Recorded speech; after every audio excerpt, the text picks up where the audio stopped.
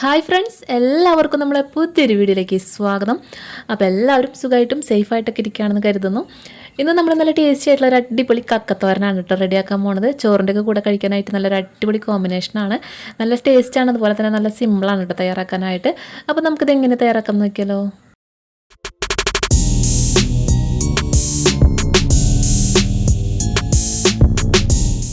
അപ്പോൾ വീഡിയോയിലേക്ക് പോകുന്നതിന് മുമ്പായിട്ട് ചെറിയൊരു കാര്യം പറഞ്ഞോട്ടെ. നമ്മൾ ഈ ഒരു വീഡിയോ കണ്ടുകൊണ്ടിരിക്കുന്ന സമയത്ത് വീഡിയോ നിങ്ങൾക്ക് ഇഷ്ടമാണെങ്കിൽ പ്ലീസ് മടിക്കാതെ ഒന്ന് ലൈക്ക് അടിച്ച് സപ്പോർട്ട് ചെയ്യണം കേട്ടോ.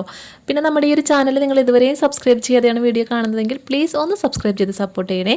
സബ്സ്ക്രൈബ് ചെയ്യുമ്പോൾ ബെല്ലൈക്കൻ്റെ തൊട്ടടുത്തുള്ള കുഞ്ഞേരോ ക്ലിക്ക് ചെയ്തിട്ട് ടോപ്പിലുള്ള ഓൾ എന്നുള്ള ഓപ്ഷനും കൂടി സെലക്ട് ചെയ്ത് വെച്ചോളൂ കേട്ടോ. എന്നാലാണ് ഞാൻ അടുത്തതായിട്ടിടുന്ന പുതിയ പുതിയ വീഡിയോസിൻ്റെ നോട്ടിഫിക്കേഷനൊക്കെ നിങ്ങൾക്ക് അപ്പോൾ തന്നെ കിട്ടുള്ളൂ. അപ്പോൾ എല്ലാവരും മറക്കാതെ ഇതൊന്ന് ചെയ്യണേ. അപ്പോൾ നമ്മൾ ഈ ഒരു കക്കത്തോരൻ തയ്യാറാക്കാനായിട്ട് ഞാനിവിടെ ഒരു 1/2 കിലോ കക്കർച്ചിയാണ് കേട്ടോ എടുത്തിട്ടുള്ളത്. നമ്മുടെ ഇവിടെ തൃശ്ശൂർ ഭാഗത്തൊക്കെ ഇതിനെ കക്കർച്ചി എന്നാണ് പറയുക. പല സ്ഥലങ്ങളിലും പല പേരിലായിരിക്കും ഇത് അറിയപ്പെടുക. അപ്പോൾ നിങ്ങളുടെ നാട്ടിലൊക്കെ ഇതിന് എന്താ പറയുകയെന്നുണ്ടെങ്കിൽ ആ പേരൊന്ന് കമൻറ്റ് ചെയ്തേക്ക് കേട്ടോ. അപ്പോൾ ഞാനിവിടെ കുറച്ച് ഉപ്പും മഞ്ഞളും ഇട്ടിട്ട് ഒന്ന് വേവിച്ചെടുത്തിട്ടുള്ള കക്കർച്ചിയാണിത്. ഇത് ഞാൻ കുക്കറിലാണ് വേവിച്ചെടുത്തിട്ടുള്ളത്. കുക്കറിൽ ഞാനൊരു 2 വിസിൽ അടുപ്പിച്ചെടുത്തിട്ടുണ്ട്. അപ്പോൾ നമുക്ക് കക്ക ഇതുപോലെ വാങ്ങിക്കുമ്പോൾ നമുക്ക് ഓൾറെഡി കുക്ക് ചെയ്തിട്ടുള്ള കക്കയാണ്, എന്നാലും നമ്മൾ നന്നായിട്ടൊന്ന് വേവിച്ചെടുക്കണം, വയറിന് കംപ്ലൈൻ്റ് ഒന്നും വരാതിരിക്കാനാണ്. അപ്പോൾ ഞാനൊരു 2 വിസിലടുപ്പിച്ചെടുത്തിട്ടുള്ള കക്കർച്ചിയാണ് ഇട്ടത്. അപ്പോൾ ആദ്യം നമ്മൾ കക്കർച്ചി ഒന്ന് വേവിച്ച് മാറ്റി വയ്ക്കാം. ഇനി നമുക്ക് കുറച്ച് അടിക്കട്ടിയുള്ള ഒരു പാനൊന്ന് ചൂടാക്കി എടുക്കാം. ഇതിലേക്ക് ഞാൻ 3 ടേബിൾ സ്പൂൺ വെളിച്ചെണ്ണയാണ് ഒഴിച്ചു കൊടുക്കുന്നത്. വെളിച്ചെണ്ണയിൽ തയ്യാറാക്കുന്നതാണ് കേട്ടോ കൂടുതൽ ടേസ്റ്റ്. വെളിച്ചെണ്ണ നന്നായിട്ടൊന്ന് ചൂടായി വരുന്ന സമയത്ത് നമുക്കിതിലേക്കൊരു 1.5 ടേബിൾ സ്പൂൺ വെളുത്തുള്ളി ചതച്ചത് ചേർത്ത് കൊടുക്കാം. ഏകദേശം ഒരു മീഡിയം വലിപ്പത്തിലുള്ള ഒരു കുടം വെളുത്തുള്ളിയാണ് കേട്ടോ ഞാൻ എടുത്തിട്ടുള്ളത്. പിന്നെ നമുക്കിതിലേക്ക് 1.5 ടേബിൾ സ്പൂൺ അളവിൽ ഇഞ്ചി ചതച്ചത് ചേർത്ത് കൊടുക്കാം കേട്ടോ. അപ്പോൾ ഇഞ്ചിയും വെളുത്തുള്ളി നമ്മൾ സെയിം അളവിലാണ് ചേർത്ത് കൊടുക്കുന്നത്. പിന്നെ ഒരു കാര്യം പ്രത്യേകം ശ്രദ്ധിക്കുക, ഇഞ്ചി വെളുത്തുള്ളി നമ്മൾ പേസ്റ്റ് ചേർക്കരുത്, ഇതുപോലെ ചതച്ചിട്ട് തന്നെ ചേർത്ത് കൊടുക്കണം കേട്ടോ. അപ്പോൾ നമുക്കിതുപോലെ ചേർത്തതിന് ശേഷം ഒന്ന് ജസ്റ്റ് വഴറ്റിയെടുക്കാം കേട്ടോ. അതിൻ്റെ ആ ഒരു പച്ചമണം ഉണ്ടല്ലോ, ആ പച്ച ടേസ്റ്റ് അതൊന്ന് പോകാനായിട്ട് നമുക്കൊരു 2 മിനിറ്റ് ഒന്ന് വഴറ്റിയെടുക്കാം. അപ്പോൾ ഇഞ്ചി വെളുത്തുള്ളി ഇതുപോലെ ചതച്ച് ചേർക്കുമ്പോൾ നമ്മൾ ഇത് കഴിക്കുന്ന സമയത്ത് ഇടയ്ക്ക് ഇങ്ങനെ കടിക്കുമ്പോൾ ഒരു പ്രത്യേക ടേസ്റ്റാണ് കേട്ടോ. അതുകൊണ്ടാണ് പറഞ്ഞത് ഇങ്ങനെ ചതച്ച് തന്നെ ചേർക്കണമെന്ന്. ഇപ്പോൾ ഇതേ നമ്മൾ ഇഞ്ചി വെളുത്തുള്ളിയൊക്കെ ജസ്റ്റ് ആ പച്ചമണൊക്കെ ഒന്ന് പോയിട്ട് ജസ്റ്റ് ഒന്ന് സോഫ്റ്റായി വന്നിട്ടുണ്ട്. ഇനി നമ്മൾ അടുത്തതായിട്ട് ഇതിലേക്ക് ചേർത്ത് കൊടുക്കാൻ പോകുന്നത് സവോളയാണ്. അപ്പോൾ നമ്മൾ സവോള ഇതുപോലെ ചെറുതായിട്ടൊന്ന് കട്ട് ചെയ്തിട്ടാണ് ചേർത്ത് കൊടുക്കുന്നത്, നീളത്തിലല്ല കേട്ടോ. അപ്പോൾ മീഡിയം വലിപ്പത്തിലുള്ള 3 സവോള കട്ട് ചെയ്ത് നമ്മളിതിലേക്ക് ചേർത്ത് കൊടുക്കുന്നുണ്ട്. പിന്നെ നിങ്ങൾക്ക് വേണമെങ്കിൽ സവോളയ്ക്ക് പകരം ചെറിയുള്ളി എടുക്കാവുന്നതാണ്. പിന്നെ ഞാനിവിടെ 3 സവോളയാണ് എടുത്തിട്ടുള്ളത്. ഇനിയിപ്പോൾ അധികം സവോള ഇടുന്നത് ഇഷ്ടമില്ലാത്തവരാണെന്നുണ്ടെങ്കിൽ നിങ്ങൾക്ക് വേണമെങ്കിൽ 2 എണ്ണമൊക്കെ ചേർത്താലും മതി കേട്ടോ. ഇനി നമുക്ക് ഈ സവോള നന്നായിട്ടൊന്ന് സോഫ്റ്റ് ആവണ വരെ വഴറ്റിയെടുക്കണം. നല്ല ഗോൾഡൻ കളർ ആവാനൊന്നും വെയിറ്റ് ചെയ്യേണ്ട ആവശ്യമില്ല കേട്ടോ. നന്നായിട്ടൊന്ന് വഴണ്ടൊന്ന് സോഫ്റ്റായിട്ട് വന്നാൽ മതി. അപ്പോൾ അതുവരെ നമുക്കൊന്ന് വഴറ്റിയെടുക്കണം. അപ്പോൾ സവോളയൊക്കെ ഒന്ന് പെട്ടെന്ന് വഴണ്ട് കിട്ടാനായിട്ട് ഞാനിതിലേക്ക് കുറച്ച് ഉപ്പ് ചേർത്ത് കൊടുക്കുന്നുണ്ട്. അപ്പോൾ ഉപ്പ് ചേർക്കുമ്പോൾ പ്രത്യേകം ശ്രദ്ധിക്കണം, നമ്മൾ കക്കർച്ചിയിൽ ഓൾറെഡി കുറച്ച് ഉപ്പ് ഇട്ടിട്ടുള്ളതാണ്. അപ്പോൾ ഈ ഒരു സവോളയ്ക്ക് വേണ്ട കുറച്ച് ഉപ്പ് മാത്രം ചേർത്താൽ മതി കേട്ടോ. എന്നിട്ട് നമുക്ക് നന്നായിട്ടൊന്ന് വഴറ്റിയെടുക്കാം. സവോളയൊക്കെ ഒന്ന് സോഫ്റ്റായിട്ട് വരട്ടെ, അതുവരെ നമുക്കൊന്ന് വെയിറ്റ് ചെയ്യാം. അങ്ങനെ ഇപ്പോൾ നമ്മുടെ സവാളയൊക്കെ ഒന്ന് വഴണ്ട് ഒന്ന് സോഫ്റ്റായിട്ട് വന്നിട്ടുണ്ട്. ഈ ഒരു ടൈമിൽ ഞാനിതിലേക്ക് കുറച്ച് പച്ചമുളക് ചതച്ച് ചേർക്കുന്നുണ്ട്. ഒരു 4 പച്ചമുളകാണ് ഞാൻ ചേർത്ത് കൊടുക്കുന്നത്. അപ്പോൾ പച്ചമുളക് എടുക്കുമ്പോൾ നിങ്ങൾ എരിവിനനുസരിച്ച് നിങ്ങൾക്ക് അളവ് എണ്ണം കൂട്ടുകയും കുറയ്ക്കുകയൊക്കെ ചെയ്യാം. പിന്നെ നമ്മളിതിലേക്ക് മുളക് പൊടി ചേർക്കുന്നുണ്ട്. അപ്പോൾ നിങ്ങൾക്ക് മുളക് പൊടി കുറച്ച് ചേർത്തിട്ട് വേണമെങ്കിൽ പച്ചമുളകിൻ്റെ എണ്ണം കൂട്ടിയെടുക്കാം. അതൊക്കെ നിങ്ങൾ ഇഷ്ടം പോലെ ചെയ്യാം കേട്ടോ. പച്ചമുളകിൻ്റെ എണ്ണം കൂട്ടിലും കുറയ്ക്കലൊക്കെ നിങ്ങളെ എരിവിനനുസരിച്ച് നിങ്ങൾക്ക് അഡ്ജസ്റ്റ് ചെയ്യാവുന്നതാണ്. അപ്പോൾ പച്ചമുളക് നമ്മളിതുപോലെ ചതച്ചിട്ട് തന്നെ ചേർത്ത് കൊടുക്കുക, കീറിയിട്ട് കൊടുക്കരുത്. ഇനി നമുക്കിതിലേക്ക് കുറച്ച് ഫ്രഷ് ആയിട്ടുള്ള കറിവേപ്പിലയും കൂടി ഒന്ന് ഇട്ട് കൊടുക്കാം. എന്നിട്ട് നമുക്ക് ഒന്നും കൂടി ഒന്ന് വഴറ്റിയെടുക്കാം കേട്ടോ. അപ്പോൾ കക്കർച്ചൊക്കെ ഇനി കിട്ടുന്ന സമയത്ത് നിങ്ങൾ ഈ രീതിയിലൊന്ന് ട്രൈ ചെയ്ത് നോക്കണം കേട്ടോ. നല്ല ടേസ്റ്റാണ്. നിങ്ങൾ സാധാരണ റോസ്റ്റ് അതുപോലെ വറുത്തരച്ച് കറി വയ്ക്കുക അങ്ങനെയൊക്കെ ചെയ്തിട്ടുണ്ടാവും. പക്ഷേ ഈ രീതിയിൽ നിങ്ങൾ ഇതുവരെ ചെയ്ത് നോക്കിയിട്ടില്ലെന്നുണ്ടെങ്കിൽ തീർച്ചയായിട്ടും ഒന്ന് ചെയ്ത് നോക്കിയാൽ കേട്ടോ. നല്ല ടേസ്റ്റാണ്. ചോറിൻ്റെ കൂടെ കഴിക്കാനായിട്ട് ഒരു രക്ഷയില്ല കേട്ടോ, പൊളിയായിട്ടാണ്. അപ്പോൾ ദേ നമ്മൾ നന്നായിട്ട് ഇവിടെ വഴറ്റിയെടുത്തിട്ടുണ്ട് കേട്ടോ. അപ്പോൾ ദേ ഇതുപോലെ ഒന്ന് വഴണ്ട് വന്നാൽ മതി കേട്ടോ. ഗോൾഡൻ കളർ ആവാനായിട്ടൊന്നും വെയിറ്റ് ചെയ്യേണ്ട. പിന്നെ നമുക്കിതിലേക്ക് മസാലപ്പൊടികൾ ചേർത്ത് കൊടുക്കാം. അപ്പോൾ ആദ്യം ഞാനിവിടെ മുളക് പൊടിയാണ് ചേർത്ത് കൊടുക്കുന്നത്.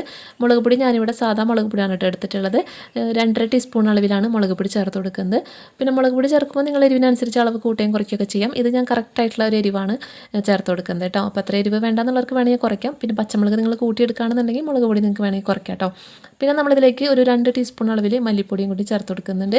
പിന്നെ ഒരുപാട് മസാലകളൊന്നും ഇട്ട് നമ്മൾ ഈ കക്കയുടെ ടേസ്റ്റ് മാറ്റുന്നില്ല കേട്ടോ. മുളക് പൊടിയും മല്ലിപ്പൊടിയും അത്രയും മതി. അപ്പോൾ ഇതും കൂടി ഇട്ട് കൊടുത്തിട്ട് നമുക്ക് നന്നായിട്ടൊന്ന് മിക്സാക്കി കൊടുക്കാം. പിന്നെ നിങ്ങളുടെ കയ്യിൽ പെരിഞ്ജീരകത്തിൻ്റെ പൊടി ഉണ്ടെങ്കിൽ കുറച്ച് ചേർത്ത് കൊടുത്താൽ നല്ലതായിരിക്കും. ഒരു 1/2 ടീസ്പൂണൊക്കെ ചേർത്ത് കൊടുക്കാം. അപ്പോൾ എൻ്റെ അടുത്ത് പൊടിച്ചത് ഇല്ലാത്തതുകൊണ്ട് ഞാൻ ചേർത്ത് കൊടുക്കുന്നില്ല.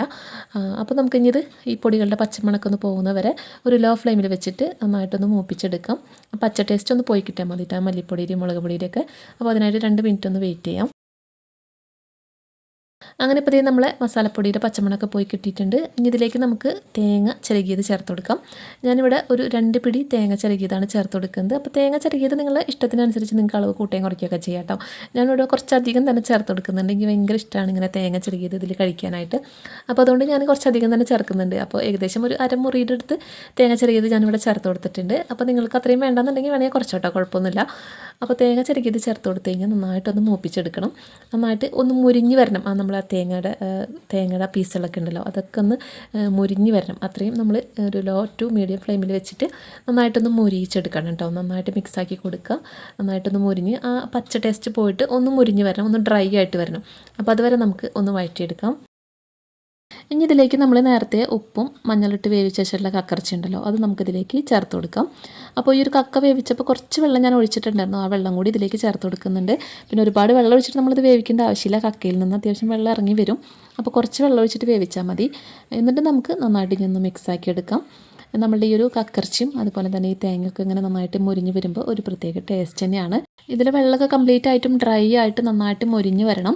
തേങ്ങ ഒക്കെ നന്നായിട്ട് മുരിഞ്ഞാലാണ് കേട്ടോ നമ്മൾ ഈ ഒരു കക്കറച്ചിയുടെ ഈ ഒരു തോരൻ അടിപൊളിയായിട്ട് കിട്ടുക. പിന്നെ തേങ്ങ ശരിക്കും മുരിഞ്ഞില്ല എന്നുണ്ടെങ്കിൽ പെട്ടെന്ന് കേട് വരാനും ചാൻസ് ഉണ്ട്. അപ്പോൾ അതുകൊണ്ട് നന്നായിട്ട് തന്നെ മുരിച്ചെടുക്കണം. നന്നായിട്ട് അടിക്കട്ടിയുള്ള പാനിൽ തന്നെ അത് കുക്ക് ചെയ്യണം. നന്നായിട്ട് ഡ്രൈ ആക്കി എടുക്കണം. പിന്നെ ഇത് കുറച്ചും കൂടി എണ്ണമയം കുറവ് തോന്നുകയാണെങ്കിൽ കുറച്ച് വെളിച്ചെണ്ണ നമുക്ക് ഇതിലേക്ക് ഒഴിച്ചു കൊടുക്കാം കേട്ടോ. അപ്പോൾ ആ വെളിച്ചെണ്ണ അങ്ങനെ ഒഴിക്കും തോറും ഈ കക്കറച്ചിയും ഈ തേങ്ങയൊക്കെ നന്നായിട്ട് മുരിഞ്ഞ് വരും. ഈ തേങ്ങയിൽ നിന്നും വെളിച്ചെണ്ണ ഊറി വരുമല്ലോ. അപ്പോൾ ആ ഒരു ഇതും കൂടി ആകുമ്പോൾ നല്ല അടിപൊളിയായിട്ട് ഇത് മുരിഞ്ഞ് വരും. എന്നിട്ട് നമുക്ക് ഉപ്പൊക്കെ ഒന്ന് ചെക്ക് ചെയ്യാം. അപ്പോൾ കുറച്ച് ഉപ്പ് കുറവുണ്ട്. അപ്പോൾ ഞാൻ കുറച്ച് ഉപ്പും കൂടി ചേർത്ത് കൊടുക്കുന്നുണ്ട്. എന്നിട്ട് നമുക്ക് നന്നായിട്ട് മിക്സ് ആക്കാം. എത്രത്തോളം ഡ്രൈ ആക്കി എടുക്കാൻ പറ്റുന്നോ അത്രത്തോളം ഡ്രൈ ആക്കി എടുക്കുക. അപ്പോഴാണ് ഇതിന് ടേസ്റ്റ് കൂടുതലുണ്ടാവുക കേട്ടോ. അങ്ങനത്തെ നമ്മൾ കക്കറച്ചി തോരൻ ഇവിടെ ഏകദേശം സെറ്റായിട്ടുണ്ട്. നന്നായിട്ട് ഡ്രൈ ആയിട്ടൊക്കെ വന്നിട്ടുണ്ട്. തേങ്ങയൊക്കെ നന്നായിട്ട് മുരിഞ്ഞ് വന്നിട്ടുണ്ട്. അതുപോലെ കക്കറച്ചിയൊക്കെ ഒന്ന് മുരിഞ്ഞൊന്ന് വീർത്ത് വന്നിട്ടുണ്ട്. അപ്പോൾ ഈ ഒരു സ്റ്റേജിൽ ഞാനിവിടെ ഫ്ലെയിം ഓഫ് ചെയ്യാണ്.